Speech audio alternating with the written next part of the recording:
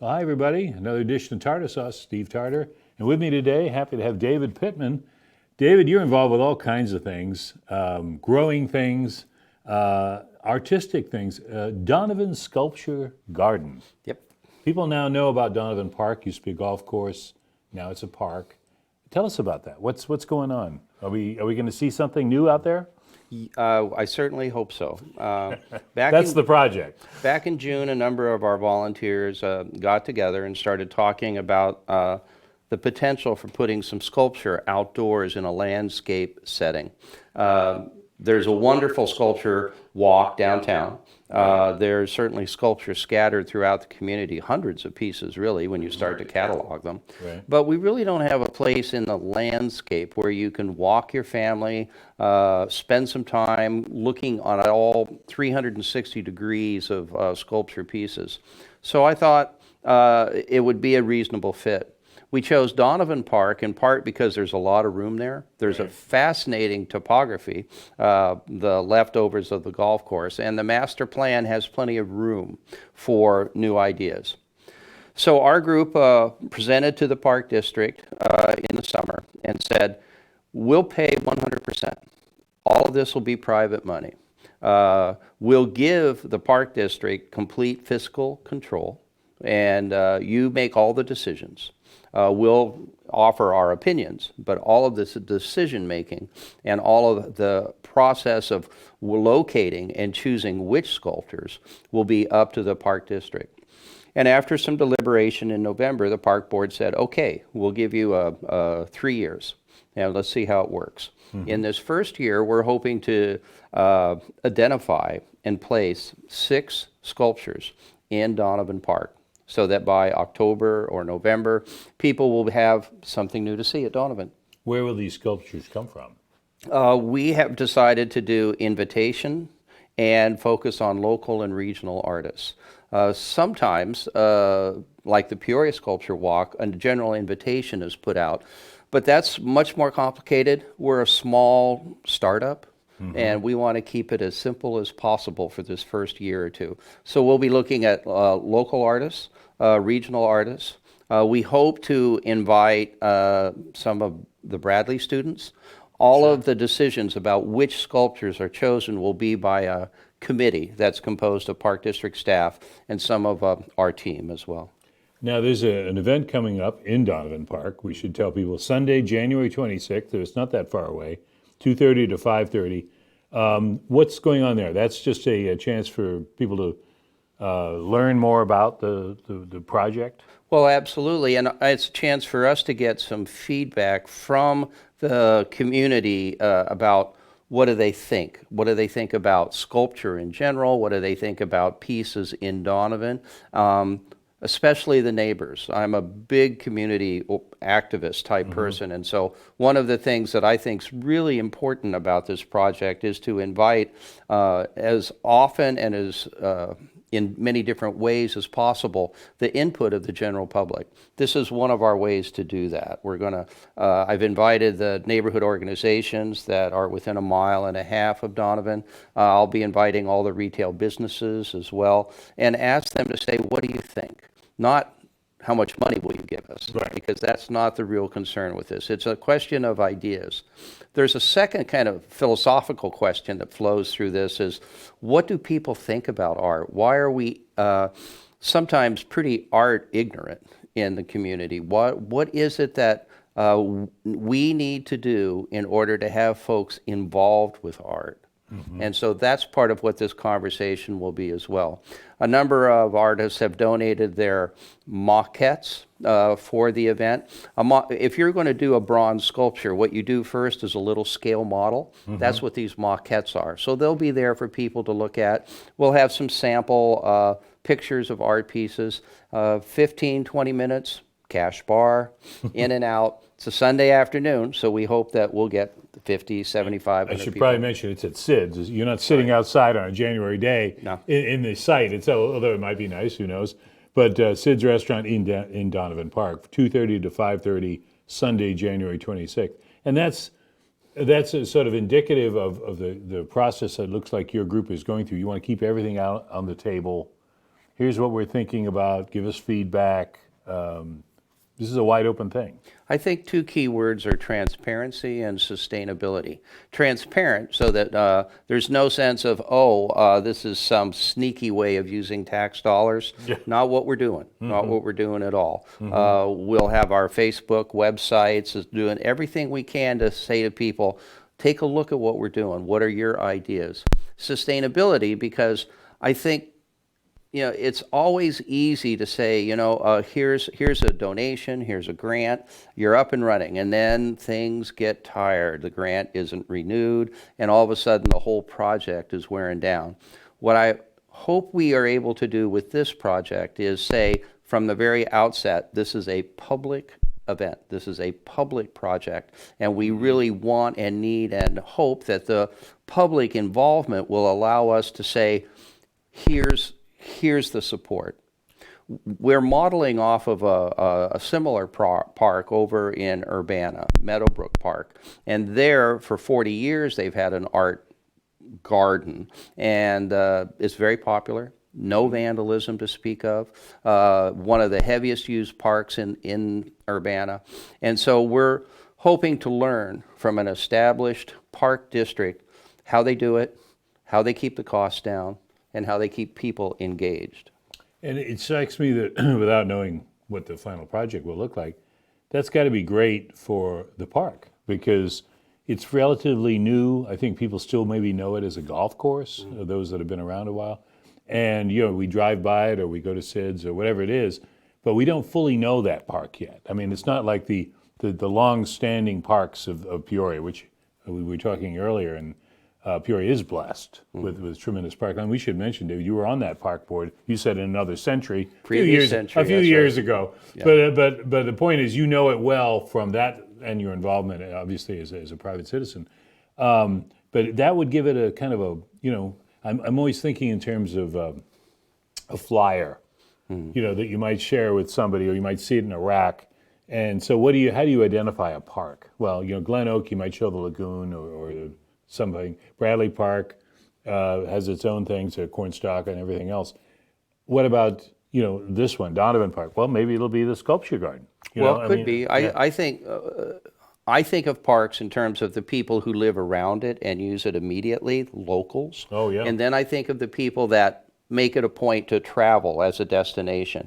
Maybe they live in Peoria Heights, for instance, and they want to walk their dogs, and so they'll drive a mile or a mile and a half to Donovan. The two different groups have two different interests and needs. Local people just want a place to go to, and they come to have a certain degree of ownership and unfortunately sometimes entitlement that goes with that, even though the parks are everybody's. Yeah, what are you doing here? You're breaking my rules.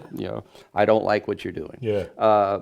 So those two different groups have different needs when we talk about a park. Donovan's 140 acres. It's a good size, and it attracts lots of people locally now. On any given day, you can find people there. Even on a cold, blustery morning like this, like today, you will find people out there walking, maybe with their pet, maybe by themselves. There's a wonderful touch of nature in the center of Peoria there. But it's also close to a great number of businesses. It's also close to the demographic center of Peoria. So there's a great opportunity to give a lot of other people a easy access destination. And the sculpture garden may be part of that. That's great. Well, we're talking with David Pittman, who's kind of, are you the ringleader on this thing? I'm the organizer. You're the organizer, I'm the organizer. Right. Ringleader, organizer, yeah, we use it. But we want to explain, too, that you're involved with some other things, too. You must have a love for parks, a love for the outdoors, because tell us a little bit about Rocky Glen, because I think that's a name people know, but they don't know it so well. Rocky Glen Park is in West Peoria. It's off of Kickapoo Creek Road. It's the newest park of the Peoria Park District. It became a property of the Park District back in 2012. There's a parking lot, there's hiking trails with signs, and it's open 365, dawn to dusk. Access off of either Farmington Road or Airport Road. It's in between those two. It's about a half-mile hike, steep hike, challenging. Think of a single starved rock box canyon, and think of 60-foot sandstone walls covered with carving, some of which date back to the 1880s. Think of 2 waterfalls, one of them seasonal, that in the right time of the year will freeze into a giant stalactite where the ice grows not from the top down but from the bottom up. It's a fun place. I do love nature. I've always loved nature, and I could go eloquent and nerdy about the things that I like about nature. But I think one of the things about Rocky Glen Park is how it was created and why it was there. It's got people story. It's got coal mining history story there. Scott Hilliard, one of the Journal Star writers, put in a story early on in the 8 years or so that we organized and worked to persuade the private owner to sell, and then helped fundraise to find the money to buy this park. Wrote a story, and he really emphasized both the beautiful natural setting and the fact that just quarter mile, an eighth of a mile, a 16th of a mile away was a coal mine. And some of the earliest union organizing efforts in Peoria County happened right at Rocky Glen Park. You can see that represented in one of the largest of the coal mine carvings on the face of the main wall. It's a picture, a 3-foot by 2-foot carving in an old style of a hand holding a card that has 3 letters on top, 3 letters below. You can see those pictures at our website, www.friendsofrockyglen.org. We have a nice archive of photos from all the different hikes and people. And that hand holding a card, I think, is holding a union card. And the letters on the bottom, if I made them out correctly, AMA, are probably the American Mining Association, active with a fellow named John Selby back in the 1870s, shut down by the union, by the coal mining owners. But then another union came up, and then another union after that. When we talk about Rocky Glen Park, it's a park that was created by little people, people who didn't have a lot of money. It wasn't like Biefeld Park, a wonderful park that was created in part with a generous gift. Rocky Glen Park was hard sweat. It was chili suppers. It was political pressure, jujitsu, and it's fascinating to me that story of how the park created mirrors the story of the union labor and how people work to get better lives for their children and their families by organizing in the very same way. Just listening to you talk about it, I'm thinking this is probably lost on many people simply because they haven't experienced it. They didn't listen to this podcast, whatever it is, that because it's under our noses, it's there, but we take it for granted. And does that drive you a little bit to get this word out? I mean, you're doing things in Donovan now, they're moving ahead. Rocky Glen, another natural asset that has been, as you said, is the work of lots of people over the years. How do we do a better job of letting people know about this? Well, I appreciate being here. This is a great example of how we use some of the new social media to get the word out. Once upon a time, we had a great community newspaper. We don't have that anymore. What we have is something that has... No comment here, okay. Well, I'm very happy to comment on this. We need to talk to each other. We need to find ways that we can share some of these great stories. And the stories I tell are just a couple of the hundreds of stories that are all over Peoria. This is a great community. There are so many good people here. And finding ways to do that is a challenge in this age of technology. There is such a multiplicity of ways to get information that many people get no information. But that is what's happening. And so whether it's a event like the Donovan Sculpture Garden, meet and greet, come talk, you are invited for just a few hours on a Sunday afternoon. And by the way, I know that's a tough sell. I know getting people out on a Sunday afternoon is not going to be easy. But hopefully we'll manage to do that. And I think that with sculpture, with this question of art, I'm not an artist. I don't have really much in the way of skills that way. I think of art and I think of The Thinker by Rodin, you know, and I wonder, why was that piece so iconic? Was it Dobie Gillis in an old TV show? I flashed to that too. Was it a marketing experience that made that piece, or is there something about that piece, of which there were many varieties, many versions, that struck people? How can we make art more internal, more comfortable for people? Because I think a lot of folks approach art with a sense of, well, I don't like that, next. We don't look into it at all. We don't have a sense of what's there.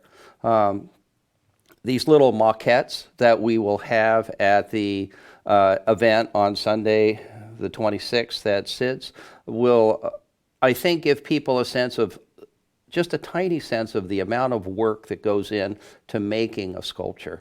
It gives an insight into how the artist has an idea, works on that idea, makes it into a three-dimensional image, and then from that goes to a foundry and uses steel and wire to make something that looks amazing. So I hope that part of what Donovan Sculpture Garden does is answer that question of, how do you get to know something? Because you own it. It becomes part of you. Somehow, like with nature, you know, no one's ever going to allow their tax dollars to be spent for something they don't care about. You have to care about it. If you're a veteran, it's veteran services. If it's nature, it's because you have a place that you hold special in your heart, and you want to save that wild place, those creatures. So with the Sculpture Garden, for me, it's that same concept of trying to get people to feel like that's part of their lives as well. And you know, when I listen to you, I'm thinking, in regards to how people regard art, sometimes I think it's almost subliminal, because if you go up to Chicago, or pick a city, but let's just say Chicago since it's near at hand, Millennium Park or the Picasso, those are things where I think controversial, maybe one way to put it, because somebody didn't like it when they first put it in, and what is that? And yet, after a period of time, you wouldn't be without it, because now it's part of, you know, what you go to, and you know, you name the city, you name the place, you mentioned Urbana. We need these things. It just drives us. I'm thinking back to before you arrived. You came to Peoria in '91. I think this happened in the '80s, but they wanted to do a Richard Serra sculpture by the Civic Center, and the controversy. It was like a great steel, as he does. I mean, his work. I'm not all that familiar with it, but yeah, and it was going to rust and everything, and there was an outcry. And of course, some of the art people tried to fend off the critics. Didn't work. They wound up switching it, and they have a perfectly good thing down there. I can't remember what they call it, but it sits there. The Dragon by... Well, no, this is the one on the other side. The Global.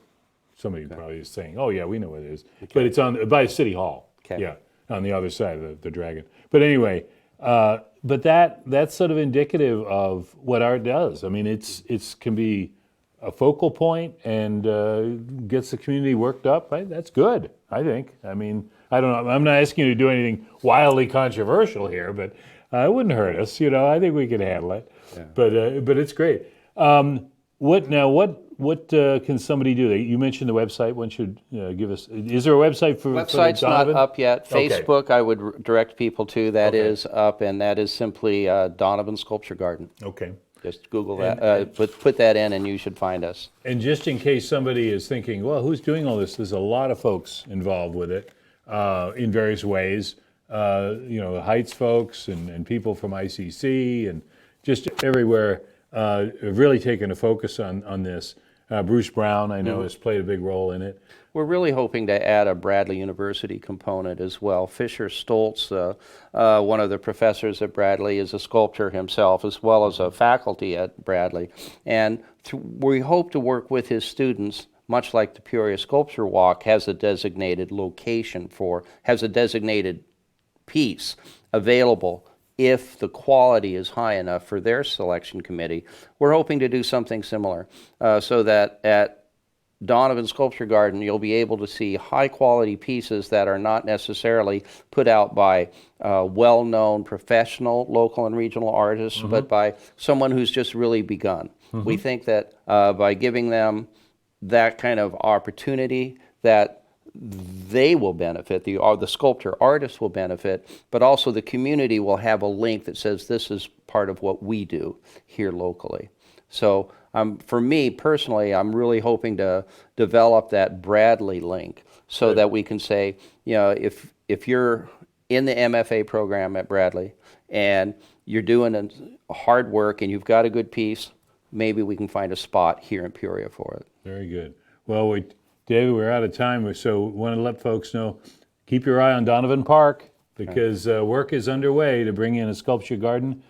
Please, in the 2020 coming up, let's maybe have you come back and give us an update as you kind of work through all the plans. Sure, and I hope to see a lot of people on Sunday, January 26th. 2:30 to 5:30 at Sid's. We want to throw that in so you won't feel like you're freezing out there at the park if that's a cold day. Well, thank you again, David. Thank you, Steve. We'll see you next time on Tarter Sauce. PeoriaLife.com